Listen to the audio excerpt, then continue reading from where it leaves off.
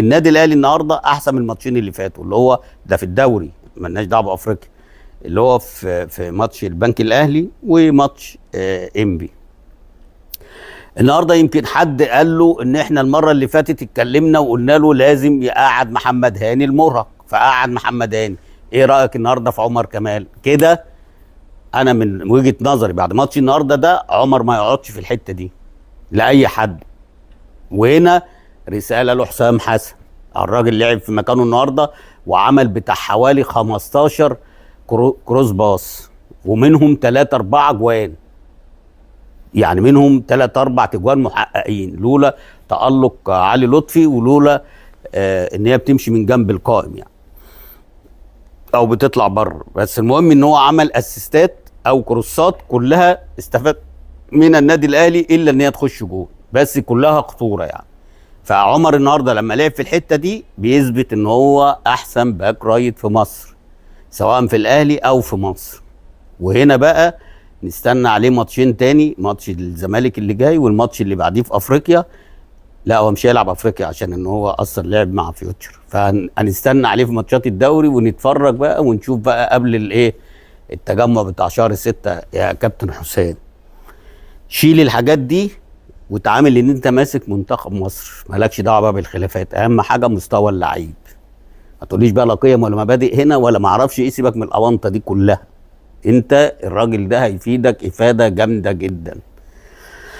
تخش بقى كان لازم يريح رامي ربيعه النهارده ويلاعب محمود متولي، ولكن للاسف ما اعرفش ايه الخوف والرعب والذعر ده انت يا راجل واخد بطولات، يعني الحاجات دي ما تمكن. ولما انت تجرب كمان لو اللعيب هو اللي وحش يبقى انت عملت اللي عليك عشان لما يمشي يبقى انت ما ظلمتوش. ولكن الرعب والتوتر اللي هو فيه لعب برضه بالاثنين اللي هم مرهقين، اللي هم رامي ربيعه واللي هو محمد عبد المنعم. طبعا برضه سمع كلامنا المره اللي فاتت كان بيلاعب عمر كمان ناحيه الليفت ومش على عدته، لاعب النهارده كريم الدبيس. طيب انت بقى لو خد ماتشين تاني كريم الدبيس ممكن ينسيك على معلول. ليه؟ لان بيروح وبيجي لغايه الدقيقه 90 95 كمان وهو رايح جاي، يعني ما تعبش ولسه لعيب صغير. وبعدين ده انتوا جايبينه كمان من وادي دجله، يعني انتوا دافعين فيه فلوس 8 مليون جنيه على ما اتذكر يعني. تعالى نص الملعب بقى، هنا الكارثه. انت الماتش اللي فات لعبت قفشه وكان من نجوم المباراه وكان عامل لك واحده اسيست لجعيدي اللي هو ضيعها دي ما تضيعش. عارفين جعيدي اللي هو كان في فيلم شمس الزناتي لما وقف كده على الباب وقعدوا يضربوا عليه بالنار من ورا وهو مش حاسس؟ جعيدي ضيعها الماتش اللي فات، عملها النهارده اللي هي قام جاي يصلحها لوسام ابو علي. دي الحسنه الوحيده اللي هو من يوم ما جه. هتقول لي لا ده عمل الماتش والماتش اللي فات، طب هو مش هيجيب جوان ولا ايه؟ هو نازل بس يسند للناس اللي جايه ولا ايه؟ المهم الثلاث لعيبه اللي في نص الملعب خرج احسن واحد فيهم السوليه. هتقول لي مش فايق، ما هو انت مش فايق عشان ما بيلعبش في حتته. انت بتلاعب الاثنين مروان وكوكا، الاثنين ديفندرات وده قدامهم وانت ما بتسلموش كوره، والناس المفروض بتسلم للراجل اللي هو 10، انت بتلعبه 10 بس هو بيلعب ناحيه الرايت. يعني المفروض يلعب 10 بس هو بينزل ناحيه الرايت عشان يقفل مع عمر كمال اللي هو طاير على طول، فده بيقفل جبهته يعني. فانت قمت جاي شد وبعديها على طول طلع مروان عطيه. بس انا عايز اتكلم بقى الثلاثه شبه بعض، يعني ثلاثه ما فيش حد عنده ابداع. كوكا حتى كمان اللي انتوا طالعين بيه وفيه اللي هو مدرب المنتخب بيقول لي ايه، لا ده موهوب. فين الموهبه؟ ده بيمسك كرة ويلف حوالين نفسه، بيمسك كرة ويلف حوالين نفسه. ما فيش واحده، يمكن عملها مره واحده بس من طول الدوري اللي هي في ماتش الاسماعيلي، والاسماعيلي كان كل دفاعاته ساعتها مفتوحه. فما بيلعبش لقدام خالص، ولما بيلعب قدام بيلعب الكرة اللي هي العشوائيه الطويله. فهنا النادي الاهلي مفتقد الشكل ده، لان كان المفروض يبدا النهارده. عايز تبدا بمروان وكوكا ماشي، حط قدامهم قفشه. تبدا بمروان والسوليه يبقى قدامهم قفشه. تبدا بكوكا والسوليه يبقى قدامهم قفشه، لان قفشه ده لا غنى عنه. بس انا ما اعرفش انت الفكر القديم بتاعك والله العظيم هيودي النادي الاهلي في داهيه. وخلي بالك انت جبت جون النهارده كده بالضالين، يعني انت كل الكور اللي هي العرضيه كلها عاديه جدا، ولو الديفنس واقف صح ومتمركز صح ولا كوره خطره. واخد بالك انت ما عملتش حاجه، ما ضيعتش انفرادين مثلا، انفرادين مفيش الكلام ده. كرة عقيمة، كرة شركات. شخصية النادي الأهلي ضايعة، هو بس شوية الجماهير عمالة العب يا أهلي العب يا أهلي العب يا أهلي لغاية آخر دقيقة. يمكن هي دي اللي فارقة قوي في اللقاء أو في كل اللقاءات اللي أنت بتديرها يا عم كولر. فمش عارف يعني أنت إيه اللي شايف التلاتة اللي هم بيلعبوا مفيش واحد بيعمل باص لقدام، كله بالعرض بالعرض بالعرض يا لورا، بالعرض بالعرض بالعرض يا لورا. هو قفشه الوحيد اللي ما بيمسك كوره بيبدا يعمل فيها الحاجات اللي هي مختلفه شويه.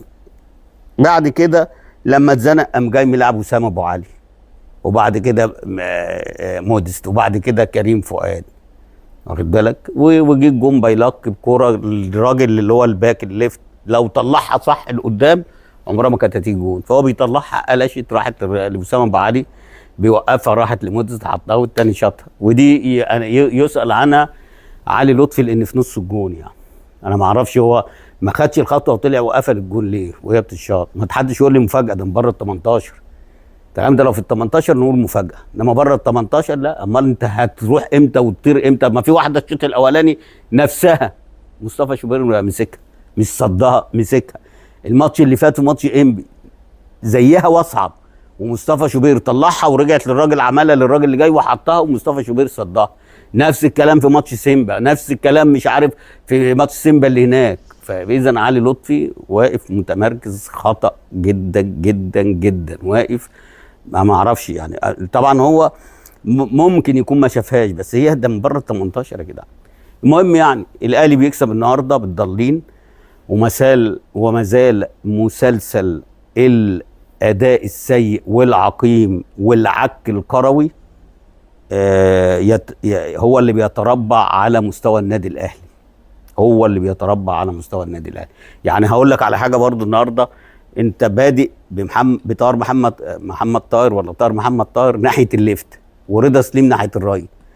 طب الشوط الثاني اعكس، بعد ربع ساعه اعكس، لان رضا سليم خطورته كلها في ناحيه الشمال. يعني هو خطورته، انت لما بيكون حسين الشحات موجود بتلعبه ناحيه الشمال، طب حسين مش موجود، انت برضو مصمم عليه ناحيه اليمين ليه؟ غير. انت الشوط الاولاني ما فيش اي انياب لا من طاهر ولا من رضا سليم، اعمل عكسيه، لان رضا سليم بيبقى على عدلته ناحيه الشمال وخطورته كلها من ناحيه الشمال. لما بيلعب من ناحيه اليمين ماشي بيسدها بس في الحته الدفاعيه، انما في الحته الهجوميه مش عارف ما بيبقاش كويس، انما في الحته الشمال دي بيبقى متميز فيها وبيبقى اخطر فيها يعني. بس وكهربا لعب النهارده طبعا في واحده ما اعرفش عدته ازاي وما جابهاش ازاي او ما شافهاش او الله اعلم، مفكر ان الباك كان طلعها، اللي هي حكت في دماغه دي وطلعت دي جون مليون في المية، مش عارف. فعلى العموم يعني هنقول مبروك للنادي الاهلي، بس المستوى لا يطمن، وان شاء الله نشوف مباراه بقى قبل يعني ان شاء الله مباراه الاهلي والزمالك يوم الاثنين بين القطبين. الزمالك داخل فورمه والاهلي بينزل في المستوى، فده مباراه ملهاش اي حسابات. يعني شوف النادي الاهلي النهارده وحش جدا، والماتش اللي فات وحش، والماتش اللي قبليه اوحش، والماتش اللي قبليه اوحش واوحش، بس ممكن في ماتش الزمالك هتلاقيهم حاجه تانية، لان ده المباراه الوحيده اللي احتاروا فيها الخبراء والمحللين وعلماء النفس والدكاتره والعباقره والجهابذه، ان يبقى الفرقه وحشه قبل الماتشات بتاعت الاهلي والزمالك، اي فرقه بقى سواء الزمالك او الاهلي، ويجي الماتش ده بتختلف اختلاف كلي وجزئي، ومحدش يقدر يتوقع ويقول. يعني الزمالك النهارده حلو جدا، واخد بالك، مش شرط. النادي الاهلي متوسط، والماتشات اللي فاتت كان ضعيف جدا، مش شرط. ماتش الاهلي والزمالك ده له حسابات تانية خالص، وطعم تاني خالص، واستعداد تاني خالص، وكل ده بيترجم في حالتين. الحاجة الأولانية توفيق ربنا، الحاجة التانية حالة اللعيبة في اليوم ده. لا تقول لي لا مدرب ولا مش مدرب ولا الأونطة دي كلها. زي ما بقول لك كده، الحالتين اللي هم في مباراة الأهلي والزمالك اللي ما لهمش مالكة، توفيق ربنا سبحانه وتعالى، وبعد كده حالة اللعيبة بتاعت الفرقة دي أو الفرقة دي في اليوم ده. هو ده اللي بيفرق في مباريات القمة كلها. كل سنة وانتم طيبين وعيد سعيد، وان شاء الله اشوفكم يوم ماتش الاهلي والزمالك، ماتش القمة.